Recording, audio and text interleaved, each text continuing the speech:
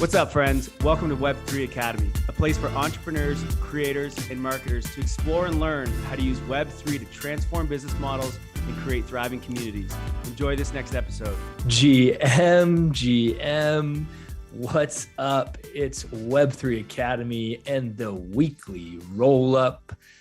I'm Jaybird coming at you from Whistler. And as always, joined by my co-host, my buddy, my friend, Kyle. What's up, Kyle? What's going on? First roll up in Europe.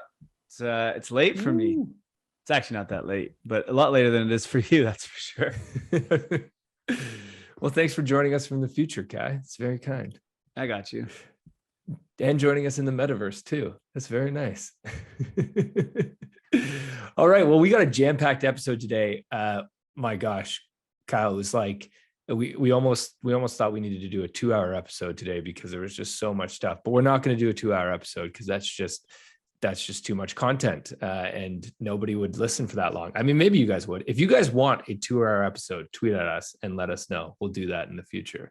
What we got for today, we got lots of exciting things on today's episode. Web3 legitimized.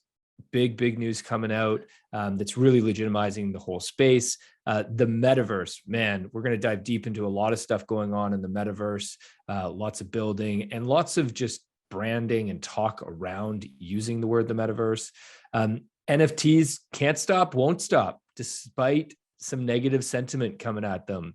We'll get into that. EPNS mayhem. We talked about it last week, but it's still happening and I can't believe it. We got new ZKrollups launching, and we also want to chat about the Web3 Academy community, the Web3 DAO, and some tons of exciting. We've got over 6 events coming up in the next week, and we want to tell you guys about those so you guys can get involved. Hells yeah. Yeah, damn. Yeah, I want to switch things up this week. I want to ask you what the Web3 word of the week is this week. How's that sound? Oh. Okay. Can we do that? Can I put you on the spot? We can do that. Do that. I like it.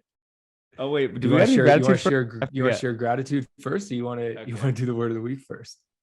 No, we'll do gratitude. I am grateful for being in a European time zone. I get to wake up and have just these like super relaxing mornings because no one at work. Well, I mean, most of our team is actually from Europe, so it's not that simple, but typically it's like you get up and everyone is already messaging you. You have tons of emails. You got to catch up with everything. And here I wake up and it's like some people on our team's just kind of starting. I get to just go to the gym, do my own thing. And we're so far ahead of everyone in North America. I feel like I have like a little cheat code here and like I get to get a bunch of shit done before everyone wakes up. And it's great. I love it. Yeah, so I'm still adjusting to the time zone, but I am very jealous of your gratitude. I have the exact opposite experience. Yeah. I'm the last person to wake up on our team. So I wake up to like 30 messages in Slack and like absolute, like just, I every morning I wake up and it's just like, I got to start work at like 6 a.m. And it's catch up. You're like reading, you're like, oh, problem. You're like, oh wait, but that one's already solved. So you have to go through the emotions still. I have to go through all the threads to learn. Yeah. Like, I'm like, oh shit. I'm like, okay, somebody else got on that. Okay. Yeah. You're like, oh, thanks, Ari. What's your gratitude? I am grateful for, let me see if I can get it here, for moonbirds. Oh, you got the moonbirds. Sticker. Yeah, I got stickers. Shout out to moonbirds. This is not my gratitude specifically. Look at this though. This is branding 101. They sent me like 500 frickin' of the exact same moonbird sticker. What do you think they want me to do with that? I'm thinking about hiring somebody. Like I think I might try and like hire somebody locally and just pay them to just go like graffiti them everywhere. Like just put them up everywhere. That could lift your floor price. Rebranding. Yeah, exactly. More eyes on moonbirds. Yeah. No, the reason I say I'm grateful for moonbirds is Moonbirds did an airdrop about a month ago of a moonbird oddity, and the oddity revealed yesterday. And it's pretty exciting. I mean, there's not a ton of news or attention on it because I think in the current market, there's just not a lot of attention on the top NFT projects in the same way there was during the bull run. But my little oddity he's a cool little dude. And it's pretty exciting when you get airdropped something that's worth a couple grand. So, or however much he'd be worth, $5 or $6 grand at this point. So Wow, nice. Shout out. Thanks Moonbirds. That's pretty nice. Pretty grateful for that. Well done. All right. Web3 word of the day. What is it? Or week? Ooh. Web3 word of the week. Web3 word of the week. The Web3 word of the week is Metaverse. And here's why it's Metaverse. Not only is it a word that is used, I find, a ton, and probably one of the most, I would say, it seems to be the most used words by major brands, used more than crypto, used more than NFT. And language is so important when we're starting new technology, right? It's so difficult to onboard new people when they don't understand words, right? Or it's difficult when they develop negative sentiment towards words. And the reason I pick Metaverse is I find it very interesting that it seems to be the one word that nobody truly knows how to define, right? And because of that, I think that it might be the umbrella word that makes it the longest. It might be NFTs, negative sentiment. Everybody understands it. Everybody knows it. Negative sentiment. They don't understand it, but crypto, negative sentiment, right? But Metaverse, it's just a little bit more friendly. It's a little bit more welcoming. So it's like Web3. Yeah, it's like Web3. Exactly. Just like Web3. And Cool. also we got lots of Metaverse stuff to discuss today. So it's a good word. And speaking of words, if you are a wordsmith yourself and you like Web3 or maybe the Metaverse or whatever, and you can write copy, we're hiring. We want a copywriter / a content writer. So we're hiring someone who can help us write content for Web3 Academy. You see, we have 3 newsletters that go out every week, which, by the way, if you are listening to this podcast and you don't know that we have a newsletter, we also have a newsletter. You can just go to the link in our details. So you can go up and sign up there. But for that, those who are a wordsmith, we are hiring someone to help us with our content. Also, though, to help us with some copywriting for the marketing agency that we also run. So a little bit of a dual role here. But if you are a wordsmith and you love Web3, we work with a lot of the top crypto media platforms. So there's lots of cool clients that you'd be writing for. The job application will be in the show notes below, I guess, Jay. And yeah, go apply. We need some copy people. Love it. Let's get into it. Let's get into the news. All right. First up, what we got first up here, Kai? So breaking, this actually happened or was announced. It didn't have it. It was announced yesterday that Tesla sold 75% of their Bitcoin. We just needed to point this one out because we were on this nice little run up, and all of a sudden Tesla has their quarterly review. They say they sold 75% of their Bitcoin in Q2. So over the last 3 months, Genevieve here, who we have up on her tweet, just says, also breaking, Elon Musk has paper hands. He literally sold the very bottom, which is hilarious. Not he, but their board. I don't know why they do it, but I don't really understand why businesses are putting Bitcoin on their treasury anyway. It's not like Bitcoin, it's not like they put gold on their treasury. So why are they putting another store of asset, you know what I mean? Just on the treasury. I understand inflation, sure. So maybe they're trying to hedge that if they have some cash, but I don't know. It just seems very odd. I don't know that this continues to be a thing. I mean, no one has done it in a long time now. It was everyone thought it was going to be the trend, end of 2020. But I don't know. I mean, if you're going to do it, at least do it. Don't sell the bottom. What are you doing? Stick with it. Yeah, it's crazy, but whatever. Paper hands, Elon. Come on. What's funny though is it tanks the market. I mean, tanks. It went down whatever, a couple percent. But it's funny. It's they didn't just sell it right now. They've been selling for the last 3 months. So why are people all of a sudden going and selling now? It's if they just, Elon goes, oh, we're about to sell. Okay, fine. But this is just how ridiculous markets are, right? It's like, oh my God, Tesla sold. I got to sell too. Yeah. But like they sold It's 3 months news. ago. Yeah, totally. Like, yeah. It's hilarious. Thanks, media. Yeah. All right, next up, Vayner NFTs, which is Gary Vaynerchuk's Web3 brand, has rebranded to Vayner3.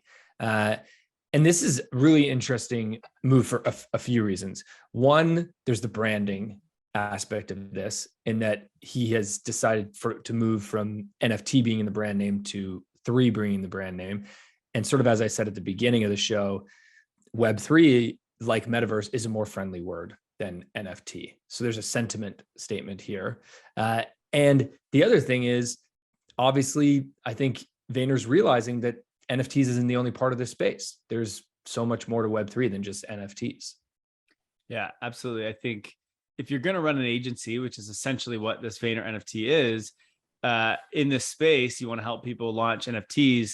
Well, I think what is happening is they're realizing, like, I remember Gary V was like in crypto at first, never, and then all of a sudden NFTs came out. Now he was in NFTs, and it's like you're watching him go down the rabbit hole and like understand each step. And it's like a lot of people get in, they go, oh, NFTs, these are cool. And then they realize there's this whole bigger ecosystem out there, which is Web3, which is NFT is a tool of the Web3 ecosystem, just like tokens, just like wallets, just like decentralized social and all these other things. And I think what's happening is Gary's like, oh, whoa, there's way more than just NFTs here. Like, we need to rebrand and be an agency that does it all. That's my assumption. And probably like what you said as well, just wants to get NFT out of names. Because again, I don't think we're going to use the term NFT. Like Instagram's already using digital collectibles. So is Facebook. So is, I forget what the other, who the other one was, Snapchat maybe. So it's like, yeah, NFT is going to be a term that just like no one uses, like HTTP and ITP and SMTP and all the different protocols, the internet layer. Like we don't use those. Yeah. So I'm sure NFT will be gone eventually too. Yeah. The other thing is I saw that Vayner3 had their, along with this announcement, they had their Vayner media demo day the other day. I didn't happen to catch any of it. I don't know if you caught any of it, Kai. Well, I heard it was like a jam-packed day with a lot of who's who brands coming in and just discussing their Web3 plans and where they're going. Very similar to NFT NYC. I think it was like a lot of like if and when statements and not a lot of like practical tactical things yet, because there's not a lot of doing happening, especially with the bigger brands. But you know, if anyone is out there and they're thinking about, you know, getting into the space, throw the number 3 in your brand name, and there you go. You'll get a lot of great attention. Is that why we called it Web3 Academy? All right. This is just a quick stat for you guys to show you, my gosh, how much money is flowing into the space. Listen to this. More than half of the investments raised by gaming companies, over 2.2 billion, went to blockchain and NFT startups in the first half of 2022. That's crazy. Of all gaming, half was NFTs and blockchain. That's nuts. You know who is not a part of that? Who? Go to the next tab. Minecraft. What a dumb move. I'm going to say right now, this is an absolute dumb move. So Minecraft basically came out and said they're like essentially banning NFTs from their game. Minecraft is a massive game. It's been around for a long time. And basically they are saying that they are not, you know, they don't think that NFTs fit their ethos essentially, because their reason, they even said like, first of all, actually, let's look at this one. An NFT, here's their, like, what is an NFT definition? An NFT is a unique, non-editable digital token that is part of a blockchain and often purchased with cryptocurrencies like Bitcoin. What NFT has anyone? What NFT can you purchase with Bitcoin? You can't. What the hell are they talking about? And then where's their it's their policy. If you scroll down a little bit, I think basically the idea that they don't want NFTs is because you create scarcity, which as a result could create exclusion, and that conflicts with their guidelines. Like, it's like they're trying to make it like scarcity is a bad thing. It's like, no, scarcity is a very good thing. I don't know what you're talking about. So it's just the fact that other people are able to make money and they can't make any money from it. So they're trying to make it look like it's for the community and for the people. But it's not. It's not at all. There's actually here's another line from their press release about this. Blockchain technologies are not permitted to be integrated inside our Minecraft client and server applications, nor may they be utilized to create NFTs associated with any in-game content, including world, skins, persona items, or other mods. Yeah, my only take on this is that they're gonna change. Like they're doing this now because they think this is what their user wants, and I'll bet you they're right. Their user does not want NFTs currently. So they're doing this now because everyone's like, yay, Minecraft, I'm safe there. They're not going to do bad NFT stuff. But guaranteed in 5 years, even 2 years, this is going to change. They're going to let's put a pin on this, Kai, so the day we walk back on this, we can shout. You can see what they say here. NFTs are not inclusive of all our community and create a scenario of the haves and the have-nots. The speculative pricing and investment mentality around NFTs take the focus away from playing the game and encourages what does that say? Profiteering. That's the word. Okay. Which we think is inconsistent with the long-term joy and success for players. Go to the next tab. The CEO of Salesforce, I believe it is, has a good take on this. Co-founder of Salesforce Web3 Studio. Yeah. So he says, Minecraft says no to NFTs because NFTs are not inclusive of all our community and create a scenario of the haves and have-nots. He goes, this is total BS. It's $29.95 to buy the game and then money for in-game assets. And you still have to buy these assets in the game. He says, oh, and if you buy a skin, you can't resell it. So you have to keep buying more. Who wins there?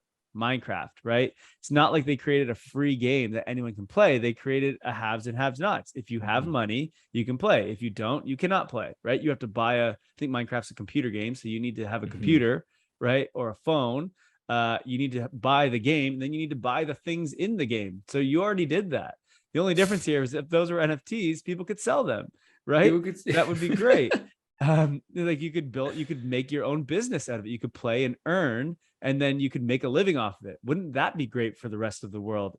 Dumbass Minecraft. Then he goes, then they say, we recognize that creation inside our game has intrinsic value, and we strive to provide a marketplace where those values can be recognized. He goes, but if you buy a skin, you can't resell it.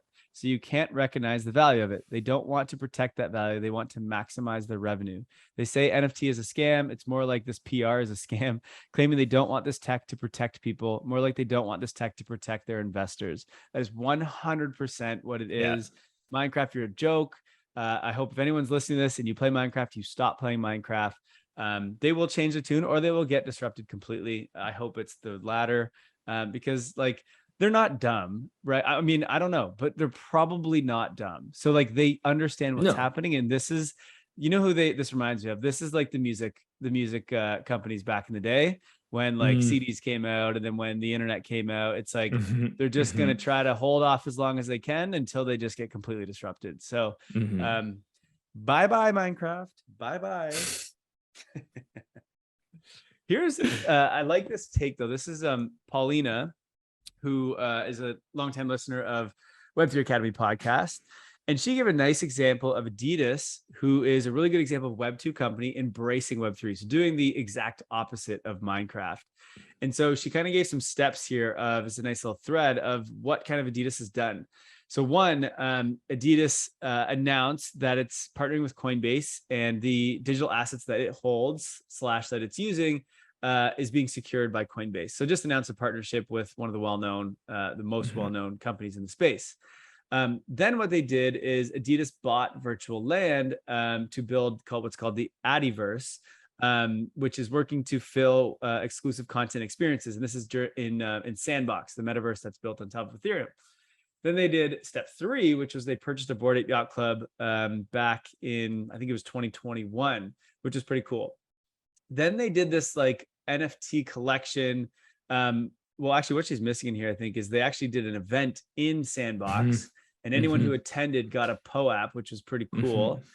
Then they ended up doing NFT collection that they launched in partnership with G Money NFT, with Punks, and with Bored Ape Yacht Club.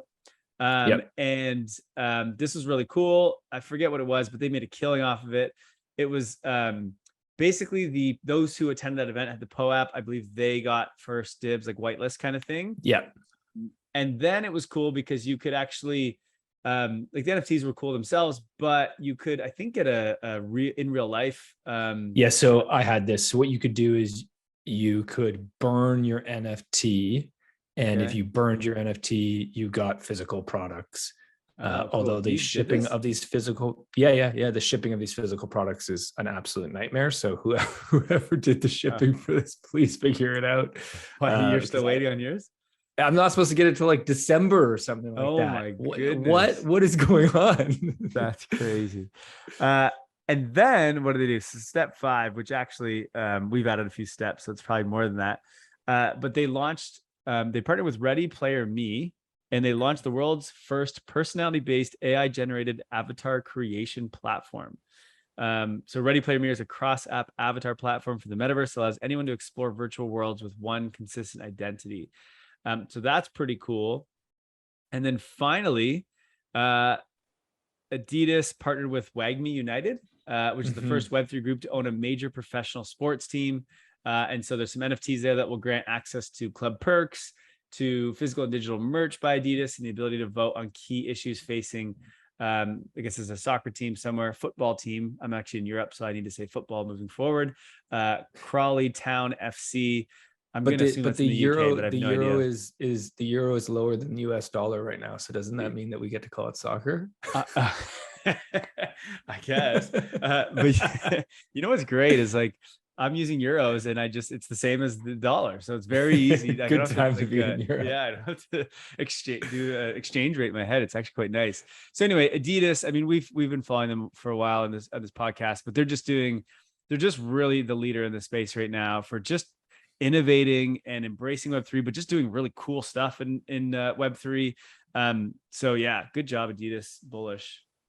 Yeah, and I think the takeaway for me here, if you have an existing business and you're trying to figure out how to get into Web3, is you don't have to do something on your own. Use something that already exists, right? So whether it be partnering with an existing Web3 business or a project, that's probably the best idea. And that's what Adidas did a lot here. Or whether it just be using simple technology, like don't go write your own smart contract to make your own NFT, just go like do an event and use a POAP, right? And then build from there. And that's what Adidas did through all of this, is they didn't try to create something new. They used things that are already existing and are working. And a quick one here on the next, this was an article that was put out with CoinCube,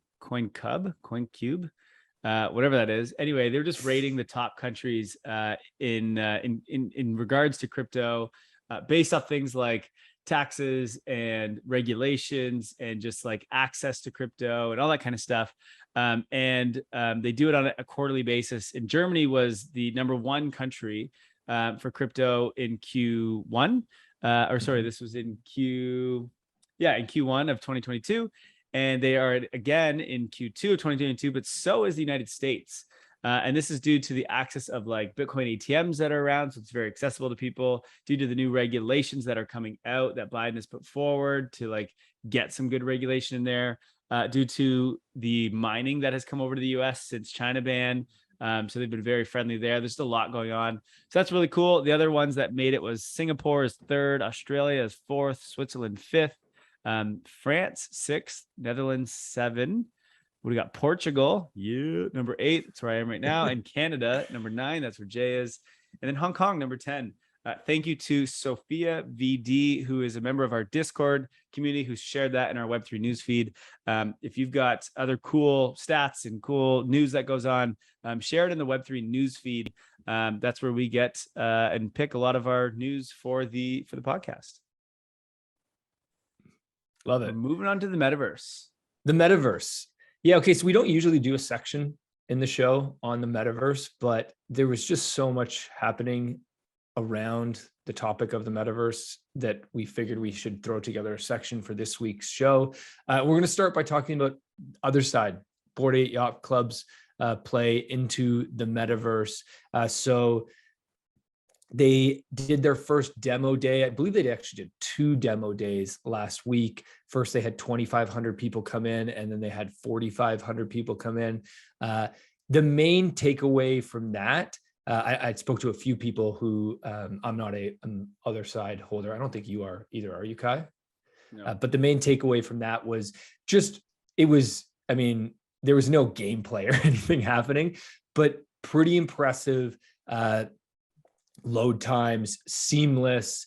It just worked, which really, when you think that Yuga Labs built this in like a month, that they've created this metaverse that is like seamless, is pretty impressive.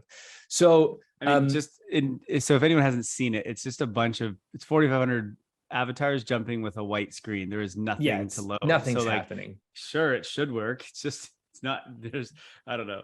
People are getting psyched about it, but it's just like, I don't know. You haven't really done anything yet. Relax. It's just a demo of a white screen.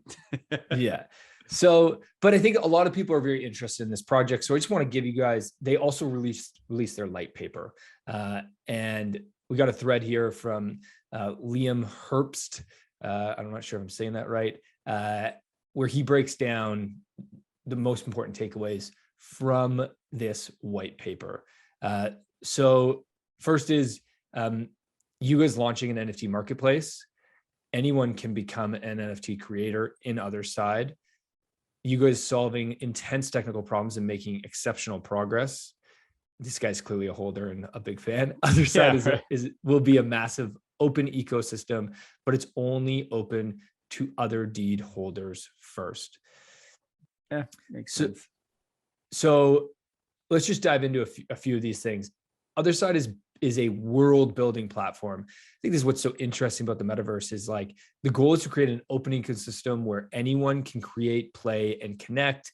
It'll be huge, able to host 10,000 plus players with natural voice chat and millions of interactive components, but it won't begin as an open ecosystem.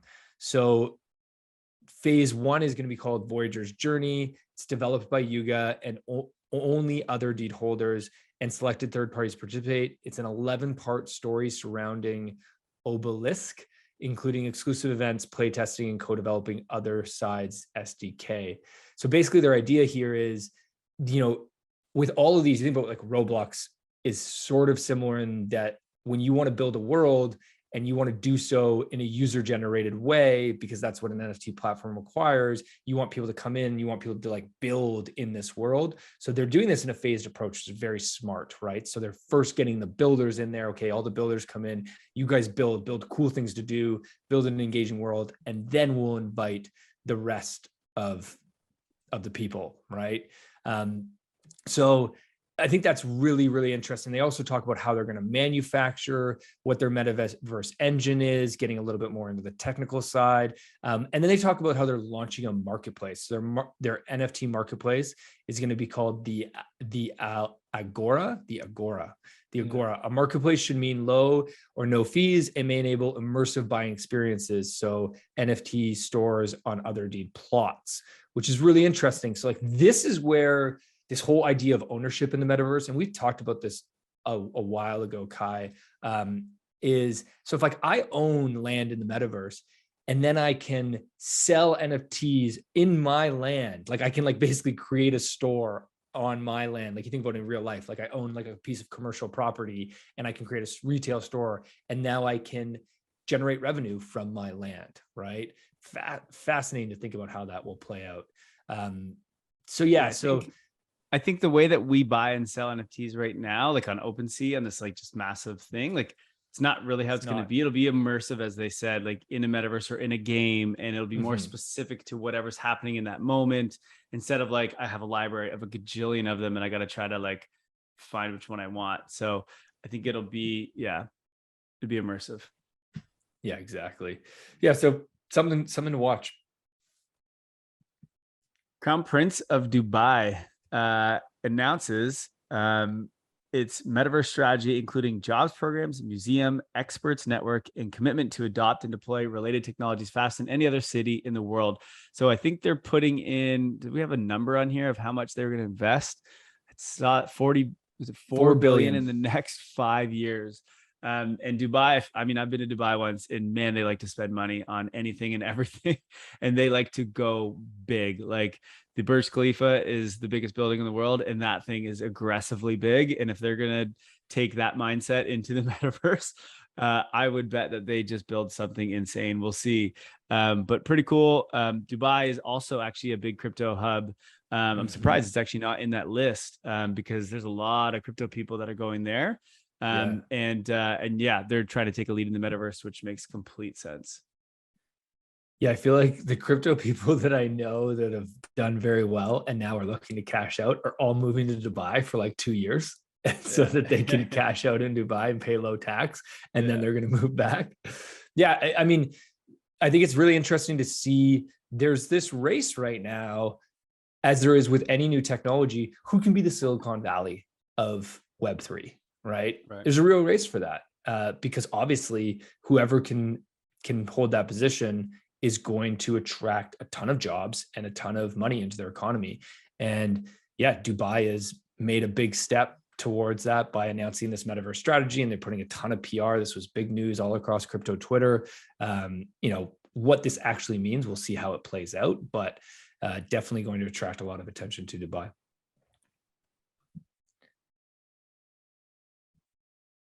Okay, Facebook has a new Zoom competitor in there that's a virtual reality version to conference calls.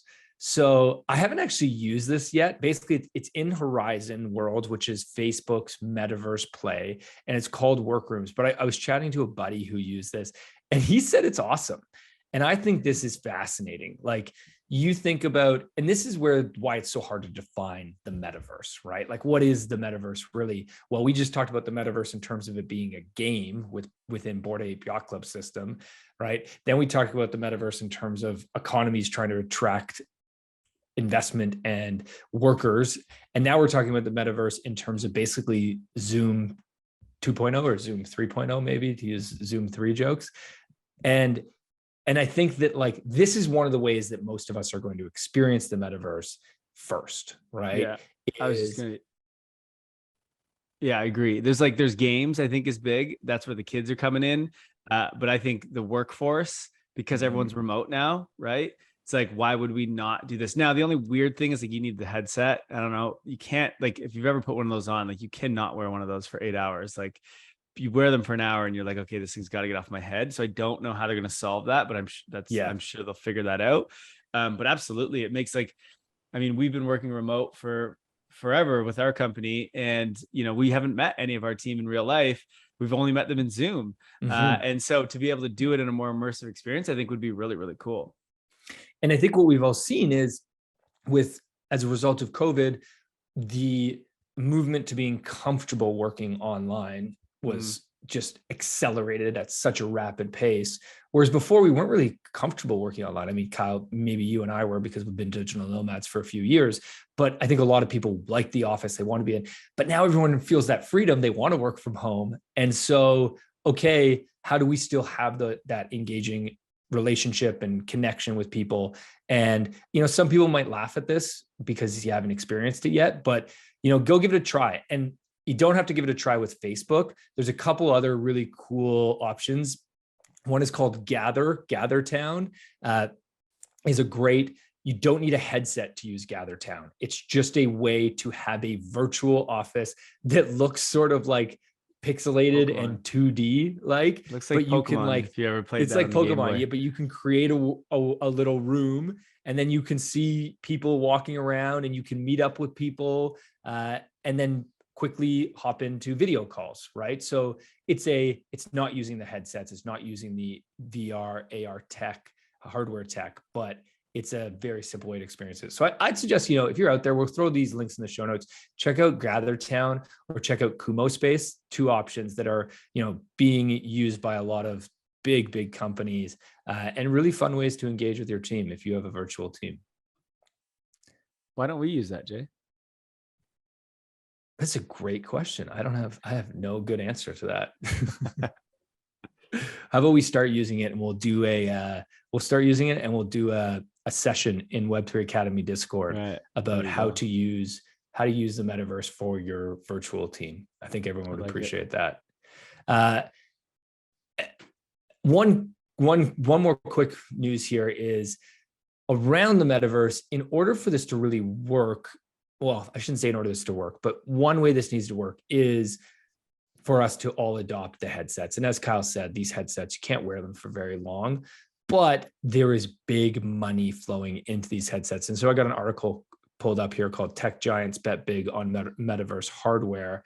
And the two things I just want to point out from this article. One is that the total AR VR headsets shipped in 2021 increased 92% over the previous year. So there's rapid exponential growth happening here.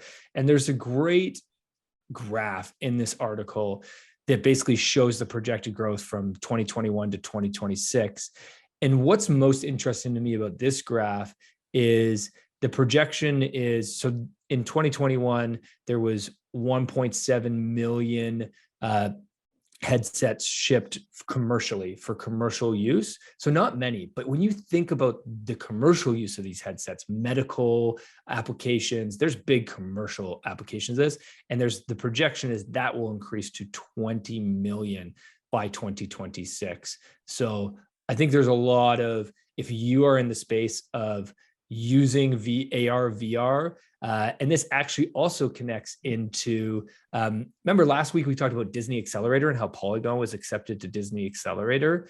Well, I don't know if you I looked at the list of the other 5 companies that were accepted into Disney's Accelerator. One of them was a play on the metaverse of like virtual brand retail stores. So rather than going to a store, you go to it in the metaverse. Another one was 2 of them were AR VR plays, not really Web3 related, but like AR VR. I think they were all basically, if I looked at them, they were all basically connected to the metaverse. So right, yeah, real push in that space. Tony Hawk coming into the metaverse. So he's entering the world of NFTs and he's creating the biggest skate park in the metaverse. So that's really cool. I used to love Tony Hawk when I was a kid. Used to play the game all the time as well. And yeah, I mean, who doesn't want Tony Hawk games in the metaverse?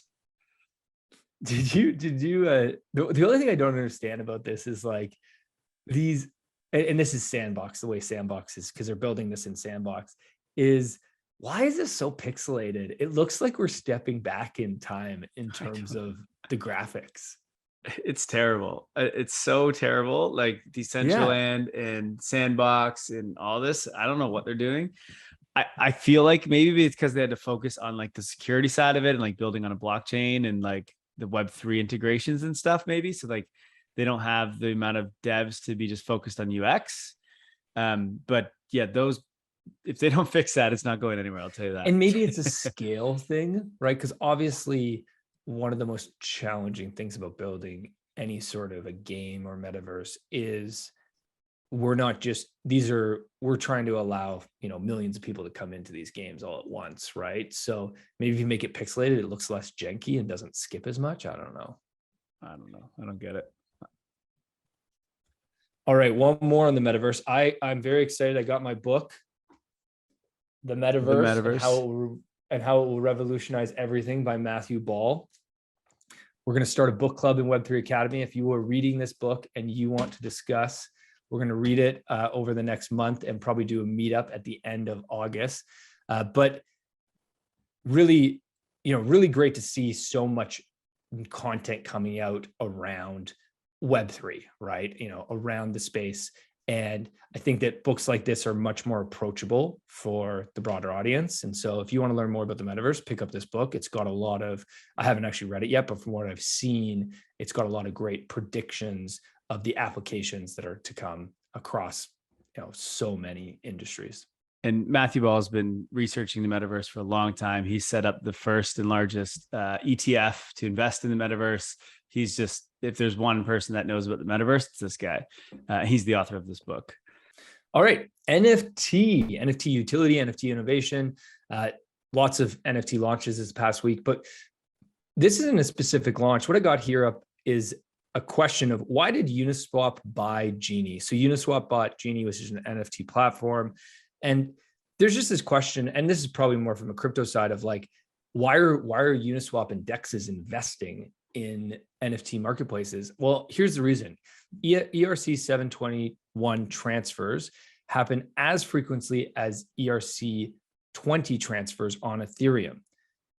ERC 721 is an NFT smart contract. ERC 20 is a fungible token smart contract, just to explain the difference there. So users, devs like non-fungibility, they're an important building block for the digital economy. PFPs are just the start. And we've got a graph up on the screen here. And what it shows is that over the last 4 years, 4 or 5 years, since 2021, oh my gosh, my internet is struggling. The growth of ERC 721 NFT tokens basically was like around zero, very low, up until mid 2021 was really when it took off. Whereas ERC 20 tokens, fungible tokens, was growing consistently since 2017.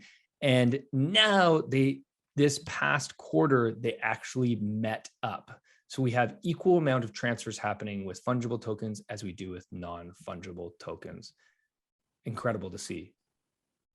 So ENS, I'm sure many of you have heard about ENS already, which is also an NFT. And this is probably why the transactions what you just showed is so high, because this is the one bull market going on in this bear market. Has been just crazy though, people buying ENS domains.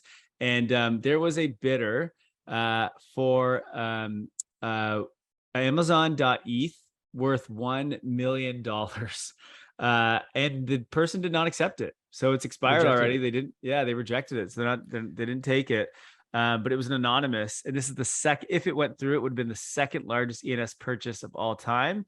The largest, I don't know if it says what it is. Wasn't it 000? Yeah, I think that is it. 000.eth. Is that the biggest one of all time? Here you go. Early this month, the second largest purchase in history.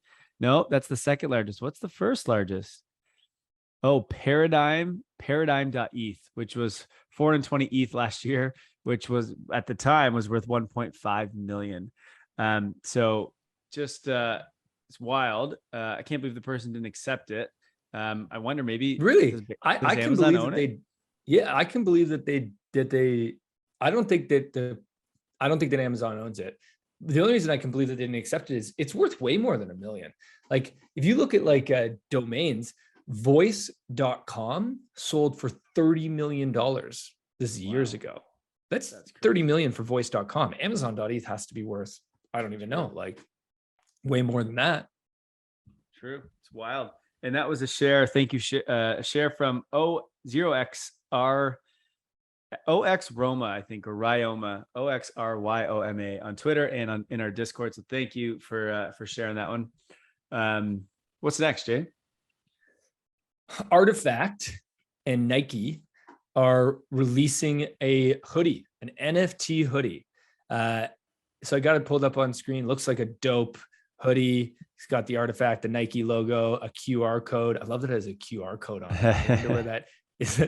I bet you that QR code just goes to like artifacts.com or something like that. No, it probably goes to your NFT to show that you own that NFT of your sweater. I have a t-shirt that does that from Dowpunks. Okay, very cool. Yeah, because why is this unique is this drop that they're doing is both an digital good and a physical good. So when you buy this NFT, you also get the physical asset. And one thing is that the physical has NFC in it, which is near field communication, an NFC chip enabling wireless communication between the hoodie and the digital asset. And digital is able to be used in the metaverse with options for future attributes. you saw this with like Artifact's original Right. drop of like Nike shoes. You could buy the Nike NFT, but then you can add attributes to it and change your shoe and modify it as you want. So if I own like, I don't know, a Bored Ape Yacht Club or something, can I put this sweater on my avatar NFT? Is that how this works, or do you know? This is the part of interoperability that I still can't wrap my head around. Understand. Like, I'm not sure. It's a good question. Like, how does interoperability work between these NFTs, right? Like, I guess like so long as they're built on the same blockchain, then you should be able to. Maybe. I mean, this looks like an image to me. How the hell am I going to put that on my image of my Bored Ape Yacht Club?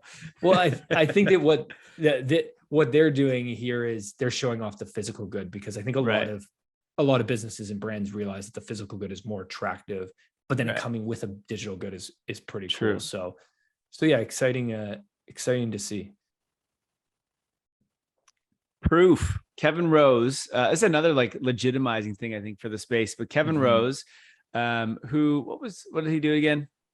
He was the founder of Dig, which was the Reddit competitor that never became Reddit, but could have become Reddit. Right. Also is they're the ones that founded Moonbirds, Jay's life obsession. And and so anyway, his company Proof XYZ, they acquired an NFT engineering and product team, which is called Divergence, ahead of their social. They talked about they're launching this sort of like social universe. I believe that just means metaverse.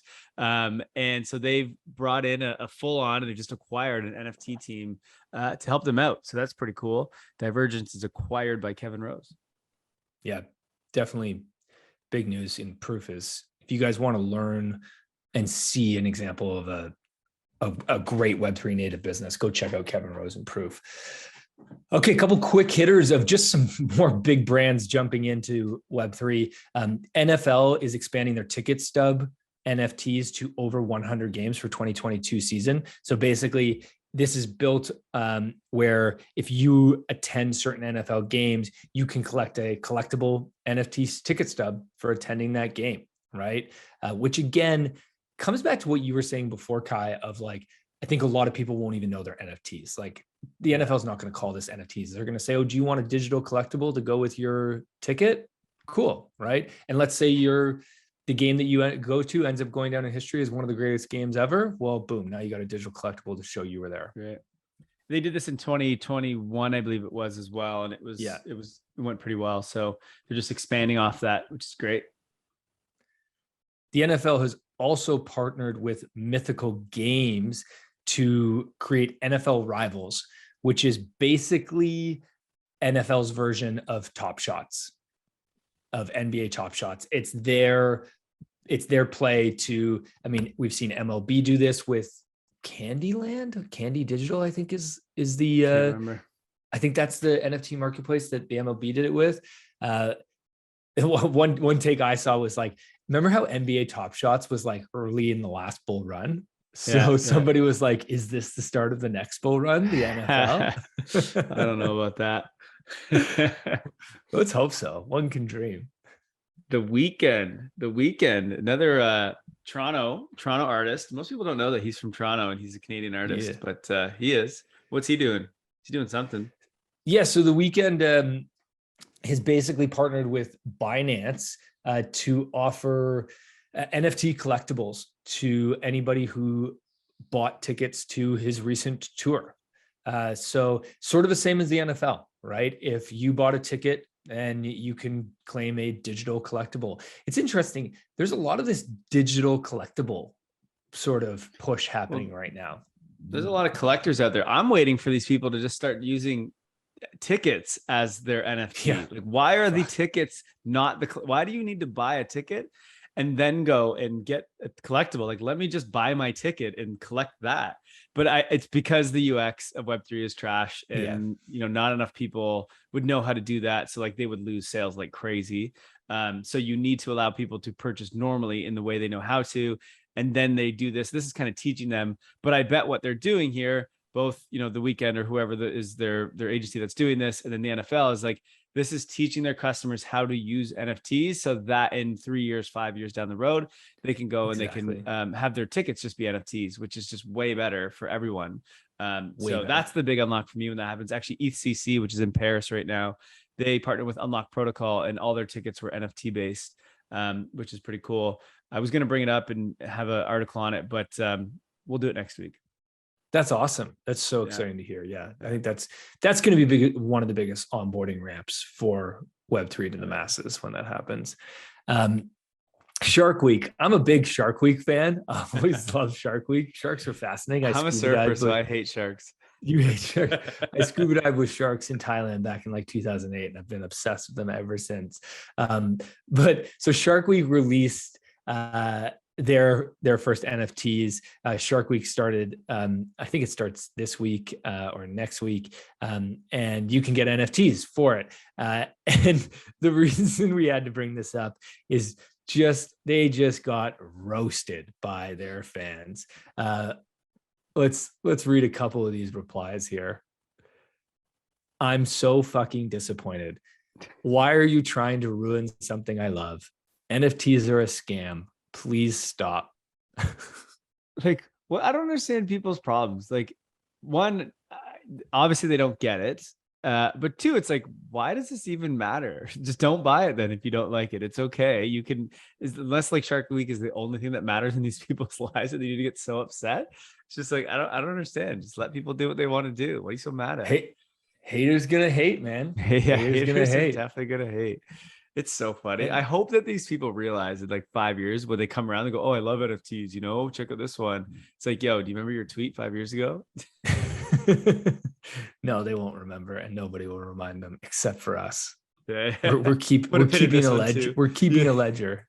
Well, no, they don't like ledgers, right? That's all an NFT is. Right. Oh God. Nickelodeon, man. I was a huge Nickelodeon fan when I was a kid. Look at this. So we talked about this before that they were going to do a launch. It turns out their launch was Rugrats and Hey Arnold, which was awesome. I loved the Rugrats. Hey Arnold was great too. Football Head. You remember that? Hey Football Head. Yeah. So they launched NFTs on Ethereum, and it's quickly surpassed 1,000 ETH in volume in 24 hours, ranked number 1 in volume in trending. So good job, Nickelodeon. I guess anything that's nostalgic, right? Like people love that shit. I do. I was surprised, to be honest, by this, because what I've seen is I keep seeing a lot of these NFT drops that are associated with older brands. I don't see them going well because there just doesn't seem to be a lot of energy. But you make a good point here. This one is the perfect brand because who owns all the crypto and who owns all the ETH, which is basically where all NFTs are built mostly, is our generation. And what does our generation love? Nickelodeon. Hey, you know, Rugrats, that's speaking to us. We grew up watching that. Yeah, exactly. So a bunch of degens, right? We're the GameStop people, you know? So yeah, exactly.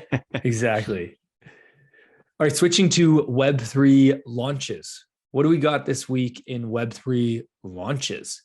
First up, OpenSea has launched a Solana launchpad. I said launch too many times there.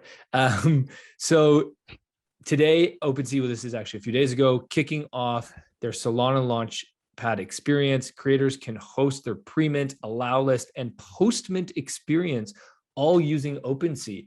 This is fascinating that, so OpenSea is obviously the largest marketplace for NFTs, and they, you know, are seeing that Solana has a legit NFT economy happening, and they want to participate in that. But what is so interesting to me about this is OpenSea didn't just say that they're going to, you know, integrate Solana. They had done that months ago. They have now created this launchpad where you can actually do more with Solana NFTs than you can with Ethereum NFTs. Like you can't do pre-mint and allow list and post-mint experience with ETH on OpenSea. So very interesting to see them opening up to the Solana ecosystem in that way. Yeah, absolutely. I actually didn't even know, or I completely forgot that that Solana was on OpenSea. I thought it was just Polygon and Ethereum. Yeah, I think the Oh, other it is play here. Yeah. No, it's been on OpenSea for I think since like Forgot April about or that. something like that. I think the other play here is Magic Eden has been growing and getting so much attention, and Magic Eden is a Solana NFT marketplace. And so what I think OpenSea saw was they saw that Magic Eden was booming, and they were like, we need to invest more in features for the Solana users and Solana developers. And so I think this is really a play to combat against Magic Eden's growth. Right. Makes sense. Yeah. Coinvise is up next, and they're introducing NFT memberships on Coinvise. So Coinvise is kind of like a no-code tool to launch tokens, to airdrop tokens, to vest tokens. You can do a lot there. It's actually the tool that the DAO that's being created out of Web3 Academy community is using to launch our tokens, which we will give you more details on soon, not today, but soon. But anyway, they've launched membership tiers is essentially what they are. And you can like create different benefits and different things around these NFTs, and they're reoccurring revenue. So basically it's like a monthly thing to pay for X NFTs, and they give you certain access that you can link into your sites or into your Discord is mainly what it is. You can do like automated airdrops, and they're plugging into a bunch of other things. So really cool. It's kind of like when you want to create a membership on your site, you use something like, what is it called? Like WooCommerce subscriptions, like you use plugins. That's basically what Coinvise is, but at the Web3 side of things. And so that's really cool. They're actually going to be integrating with Unlock Protocol, which is another one that sort of does this, that we've used before. And they're integrating a bunch of different things. The only thing I would say on if you're going to create NFT memberships is that you kind of, so in Web3 right now, the UX of this is not great for memberships because there isn't automated reoccurring payments. There are reoccurring payments, but it's not automated. So you have to go and sign a transaction on your wallet, which like, if you're someone who has a subscription model, I mean, one of the reasons you make good money is because a lot of people they don't even think about it. It just auto comes off their credit card. But you lose that in Web3 right now. So it's not something I would recommend if you are looking to start a subscription business, unless you just want to play around and toy with it. But like, if you're trying to build a super profitable business, like Web3, and we just talked about this earlier in the episode, is like, you don't want NFTs in Web3 to be the front-facing way that you buy your products. Not yet. The UX just isn't there. Not enough people have wallets, so on and so forth. But anyway, the protocols need to be built, and we need to improve that, and they're doing that. They should actually integrate with Diagonal Finance, then they can have the automated payments. So maybe they'll do that. If you're listening, Coinvise, it's a good option for you. Give Tony a call from Diagonal Finance and set it up. He's supposed to be on our podcast twice now. Come on, Tony, if you're listening, buddy? Come on, get on the podcast, bro. Consensys. So Consensys was doing sort of like an auditing service, almost like an agency, and it was getting a lot of traction. So they're auditing smart contracts, things like that. So what they did is they created a marketplace and an NFT called Turn, where basically they do auctions with this NFT. And this is if you want Consensys to audit your smart contract or whatever, then they have like different auctions that they have whenever they have time available. I think it's 4 hours worth of dev work for this audit. They basically do an auction, and then you can go in and you can bid it up, and it creates like an open marketplace for, who needs proper auditing for their smart contracts. So really interesting way to use NFTs for this use case. I think why wouldn't this be a thing? Like even for like our agency, right? We only have a certain amount of clients we can have. And right now we're, you're closed out, and it's like, well, once one gets open and we're available, we should just do an open marketplace for it, right? If you have enough customers that want in, instead of going, this is our rate, let's let the market decide, right? For sure. Cool. And also give people the opportunity to control access by preparing, right? Like if somebody wants to invest and say, I'm not ready for this audit yet, but I know I want it 6 months from now. Well, I'm going to lock it in. I'm going to buy this NFT. I can use it whenever I am ready to use it. I know I have access, so I don't have to wait in some line. And hey, let's say in that time you change decide to change, well, you can sell it as an investment. Right. Yeah, it's a good idea. Metamask celebrates its 6-year anniversary with 6-digit growth and a strategic update. So lots came out of Metamask. One thing I saw is that you can actually, I think, buy and sell Bitcoin on Metamask now. I feel like that was part of this announcement, which I don't think you could do that before. I didn't see that, but maybe. My big takeaway from this article, though, was the growth that they've seen. So back in 2020, they just have sort of like a roadmap, but I guess it's looking backwards at everything that's happened in MetaMask. And 2020 is when they launched their mobile app. So they didn't even just think about how new this stuff is, these wallets and everything. But they just launched their mobile app just in 2020. They only had 1 million active users, monthly active users. 2021, they went to 10 million active users, and then 2022. They're at 30 million monthly active users. So growing very fast, which is great. But again, just remember how new this stuff is. This is why the UX is not so great. It's like this is the biggest in the space for wallets. It's only at 30 million, which is great, but it only launched its mobile app like not even 2 years ago. 2 years ago. 2 years. And only 30 million. It's crazy how early it is. It's this constant reminder of how early it is. When you're in this space, because it feels like a day is like a year sometimes in Web3, but man, we're early. The ones and twos. What's going on with the ones and twos, Kai? A couple different announcements actually out of the Ethereum ecosystem with zero knowledge proofs. So ZKs, what they're called, ZKrollups.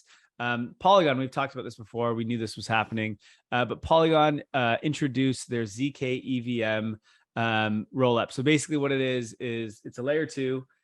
It's using zero knowledge. So same thing that like similar to what like Immutable X is built on, et cetera, which there's a lot of like extra use cases for, but it's EVM equivalent, which is cool because the other layer 2s are not there yet. They don't have that ability. What EVM equivalent means is like, if you built something on Ethereum, you can easily just fork it. You don't have to change the code. You don't have to do anything, and boom, it just goes and you can just move it there. So this is the first zero knowledge proof layer 2 that has this capability. Now it's not mainnet live. It's in like alpha. So it's like way early. So there's alpha, then I think it goes to beta, then maybe it goes live to mainnet. I don't even know. So like, it's still some time away before users will be like on this thing. Well, I don't know, maybe an alpha users can use it, but I think it's focused on just people building on it. I'm not quite sure. But anyway, Polygon team's kicking ass. We have a podcast coming up. I forget when it is, a couple weeks from now. We are recording with the team that built this / the team that has one of the first use cases out of this, which is Polygon ID. One of the biggest things with zero knowledge proofs is they allow you to prove something without proving everything or without showing everything. So like you can prove you're a human you're a unique human without even giving your name, right? Like right now, we don't have that ability. In the real world, we don't even have that ability. And so this is an unlock that only blockchain and zero knowledge proofs gives you, which is huge for ID. And so we have Polygon ID coming on with Polygon Hermes, which is the ones who created this. So we'll dive deeper and help everyone understand what's going on with this in a few weeks. But what's funny is if you go to the next one, there's another launch, same day. This always happens. This happened last week when I forget what the launch was, the Solana phone thing. So all of a sudden now zkSynk, another company building zero knowledge proofs, layer 2s, their announcement was that they are launching their public roadmap in their mainnet launch in 100 days. So like, they just were like, oh, Polygon. They just had to get on it. They're like, put it out. Yeah, just a PR stunt. Funny. But they're basically saying, I think that they're ahead of Polygon's zkEVM because they'll be going mainnet in 100 days. I'm not sure if Polygon's will be. We'll see. Either way, the cool thing about this is that because Ethereum has just like really focused on this sort of like open concept of building, and they just left it to the open markets and competition. There is competition in these, and like ZKs, they thought because it's very new in the research, were going to be years until they were live and available. And it's like competition has just gotten so fast in this that like they're launching at an extremely accelerated rate. which is just going to be amazing for this space that it's launching this fast. So, I mean, we're merging in like literally less than 2 months from now. We're also scaling on Ethereum currently. And so we're getting both, all the best of both worlds. So pretty cool to see this all happening. Who wants to see Kyle Reidhead do some push-ups? I know I do. And I want to see him do a lot. Like, I just want to see you do one, Kai. Kai, how many push-ups do you think you can do? I don't know. I could do a decent amount of push-ups. I go to the gym. This guy's yoked. This guy's yoked. So Raul, I always want to call him our intern, but he's not our intern. He is an employee, not even an employee. We don't employ people, but works for Web3 Academy, and he's our social guy. He's our guy running Twitter, and he's hilarious on Twitter. But anyway, he wants to get to 1,000 followers. We're at like 897 or maybe 900 now. I don't know. Okay. He wants to get 1,000 followers, and so he basically called me out and said, okay, if everyone bands together and starts sharing this content, starts following Web3 Academy, it's Web3 Academy _ on Twitter, for any number of people followers we get over 1,000, I have to do that many push-ups on the next roll up. So we'll do it on camera. So if we get 1,010, I have to do 10 push-ups. If we get 1,100, I got to try and do 100 push-ups, which I might have to do throughout the show. I won't do it all in one. We'll see. Whoa, I don't know if that's allowed. I don't know about that. So I don't know if maybe we won't even get there. Maybe Raul's not gonna do it. We're only gonna get to like 910. No, I don't have to do any. In Raul, I trust. In Raul, you know what we should do is if we don't get to 1,000, Raul has to make up with it in push-ups for making us do this. That's what I should have said. I might tweet that out. Okay. So anyway, if you're listening and you don't follow us on Twitter, go follow us on Twitter. Help Raul out. Help me get jacked by doing more push-ups. I can always use the motivation. And I was flipping tires at the gym today. But anyway, it's at Web3 Academy _ So go follow us, but also go share that tweet. You'll find it. It's not too far down. Go share it. Get others to follow us. Let's get me jacked. Let's get Kyle jacked, as if that's like a goal of this podcast now. I'm not even sure what to do with that. We'll create a meme out of that for sure. The goal of mine for years. All right, lots going on in the Web3 Academy Discord in our community, and I just want to take a sec to give you guys a update of all of the exciting events, and sort of in two streams. One is we have tons of community events to really achieve two things: meet other people that are in Web3, network with other founders, with devs, marketers, community managers, all different types of skills are in the Discord, but also learn. So lots of events around learning, and then the other lots of events around the DAO. And we got 6 events here in the next week. One is happening today, so by the time this podcast releases, it's actually going to be done. But we have a Sandbox session around not-for-profits and how not-for-profits should use Web3. Tomorrow we've got a marketing Thursday. We do those every Thursday, by the way, at 7 p.m. Eastern Standard Time. We're always looking into a different project, and we're kind of like brainstorm, do it all together. So check those out on Thursdays at 7 p.m. in the Discord. Yeah. If you want to run a Sandbox session, free brainstorming for your product, for your project, for your team, with like 8 to 12 experienced, very knowledgeable Web3 people. So yeah, really great opportunity. We've got a couple of meetings around the DAO. So the Marketing Guild has a weekly call every Friday morning at 7 a.m. Eastern. The Developer Guild. 10 a.m. Eastern. You're not on Eastern time, Jay. So I'm in your time.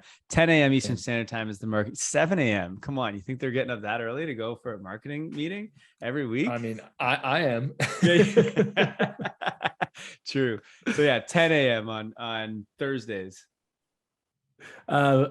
This Sunday, the Developer Guild is having their first developer meetup. Shout out to Ian, who is the head of the Developer Guild and just been absolutely crushing it. They're having their first meetup. They're working on some projects. They're working on onboarding. They're talking about just all really sharing everything they're all working on. I know they're also talking about potentially, as they continue to grow, having a support channel where any developer can come in, and if you're stuck on something and you need some code audited or reviewed, you can share it and get feedback immediately, which would be super helpful. He's also doing sessions where they're going to do like almost like training sessions on a weekly basis of different things, whether that's like Solidity or all the different languages. There's like 18 devs in there right now or something like that, he was saying. So like it's growing quick, which is cool. And like this just started like, I don't know, 2 weeks ago. So when you hear 18, I know it's not massive, but like in 2 weeks, it's pretty good. Then we get the next one. So weekly all hands. This is every Monday at 4 p.m. EST. We do everyone. So what doesn't matter what guild you're in. If you're not even part of the DAO, you're just part of the community. Everyone comes in there. We've had like 20 or so people on these calls every week at least. And we talk about the updates in the DAO, the updates in the events. What do we want to do next in this community? It's a good way to network, good way to see what's going on. Discord's crazy. There's so much going on. So like, it's a good sort of wrap up and get you started for the week if you are trying to get involved in the community. What do we got after that? Love it. Also next Monday at 7 p.m. Eastern, we've got a doer spotlight, understanding EPNS. So what we're looking to do more of is we do these doer spotlight podcasts, and now we're inviting the interviewee into our Discord. So you can listen to the podcast to learn about what the doer is doing. So in this case, it's Jaff, who is the head of biz dev at EPNS, which is a wallet notification and messaging protocol. If you listen to our podcast on Wednesday, you would you know all about it. Right. So listen to that podcast. You haven't listened to it already. And then on Monday, you can come into our Discord at 7 p.m. Eastern, and you can directly talk with Jeff and ask him questions. And we dive deeper as a community into understanding, in this case, EPNS and that protocol. So doing some scaffolding with our content, really to ensure that the community can get direct access to these doers as well, not just us on the show. And then the last one is we are building a product in the DAO right now. I'm not going to announce it yet publicly. It is called Web3 Tool Library. We'll just say that. But if you want to get involved in building a kick-ass product, we've already got designs made. We've got some devs building already. We've got people creating content for it. The marketing team's in there branding it. It is on Wednesdays at 9 a.m. Eastern Standard Time. So you can see how DAOs kind of come together and build things. So if you just want to learn about DAOs, come to any of these events and just kind of see things happen in real time. Again, this is very new. So it's if you're new, it's really cool to come in and get this experience and just kind of see these guilds form and people coming together and building products. And it's very interesting. If you're an entrepreneur, I'm telling you, it is one of the coolest things to watch. So yeah, come in the Discord, check out one of those events. Again, we will put the links in the show notes below, and maybe we'll even list out events in the show notes too. Yeah, definitely. That's all we got for today. It wasn't 2 hours. That's good news. Close. I was gonna say it was pretty good. Well, thanks everybody for listening. One more time, if you are a content or a copywriter, we are currently looking to hire somebody to join the Web3 Academy team and also join our digital marketing agency, where we focus on both crypto and Web3 companies. Would love to interview you. There will be a link to the job profile and description and the application in the show notes. Have a wicked weekend, everybody. Keep smiling, practice your gratitude, and yeah, get outside. Get outside this weekend. It's beautiful. It's summer. Enjoy it. It's hot. In Europe, it is hot. We're burning over here. So be careful. Thanks, everyone. Have a wonderful week. Thank you for listening to Web3 Academy. We hope this helps you along your Web3 journey. And if it does, please share this episode and subscribe so you don't miss the next one. By the way, if you have yet to join the Discord community, you are missing out. This is where all the magic happens. This is where we learn, where we ask questions, where we network. You want to be in there. The link to join is in the description below. And finally, a quick disclaimer. Nothing in this podcast was financial advice. Crypto and Web3 can be risky. You can literally lose it all. In fact, if you invest on account of what we say, you probably will lose it all. So don't do that. In all honesty, the point of this podcast is to remove the noise of markets and price and focus on utility and implementation anyway. So you should not take any of this as financial advice. Thank you, friends, and see you in the next one.